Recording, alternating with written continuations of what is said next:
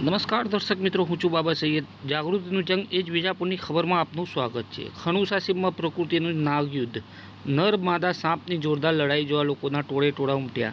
1 કલાક ચાલ્યો રોમાંચક નજારો। સમાચાર વિગતવાર જાણીએ તો વિજાપુર તાલુકાના ખણુસા ગામની સીમમાં રવિવારે સવારે પ્રકૃતિનું એક દુર્લભ અને રોમાંચક નજારો જોવા મળ્યો હતો। સીમ વચ્ચે આવેલા બાવળના ઝુંડ પાસે 2 મહાકાય સાપ, એક નર અને એક માદા, એકબીજા સાથે જોરદાર રીતે ગુંચરું વળીને લડી રહ્યા હતા। સ્થાનિકોની નજર પડતા જ તેમણે તાત્કાલિક ગામમાં જાણ કરી હતી અને જોતજોતામાં તો અનોખો નાગયુદ્ધ જોવા મળ્યું હતું।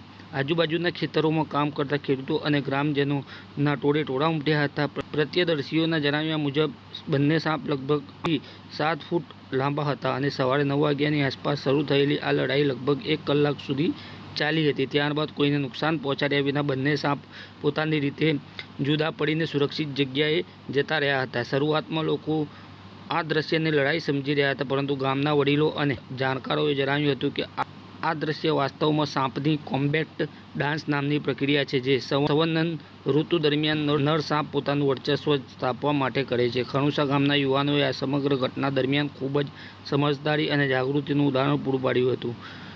કોઈએ પણ સાપને મારવાની કે હેરાન કરવાની કોશિશ કરી ન હતી, બલકે દૂરથી જ આ દુર્લભ ઘટનાનો વિડીયો ઉતારીને સોશિયલ મીડિયા પર શેર કર્યો હતો। વન વિભાગ દ્વારા જણાવાયું હતું કે ઉનાળા અને ચોમાસાની શરૂઆતનો સમય સાપ માટે મેટિંગ સિઝનનું હોય છે અને આવા સમયે નર સાપ વચ્ચે આ પ્રકારની ગતિવિધિઓ સામાન્ય છે। વન વિભાગે નાગરિકોને અપીલ કરી છે કે સાપ દેખાય તો ગભરાવું નહીં અને વન વિભાગના કંટ્રોલ રૂમ નંબર 1926 પર જાણ કરવી। ચોમાસું નજીક હોવાથી સાપ દરમાંથી બહાર નીકળતા હોય છે, જેથી ખેડૂતોએ ખેતરમાં કામ કરતી વખતે ખાસ તકેદારી રાખવી અને બૂટ પહેરીને જ કામ કરવું હિતાવહ છે।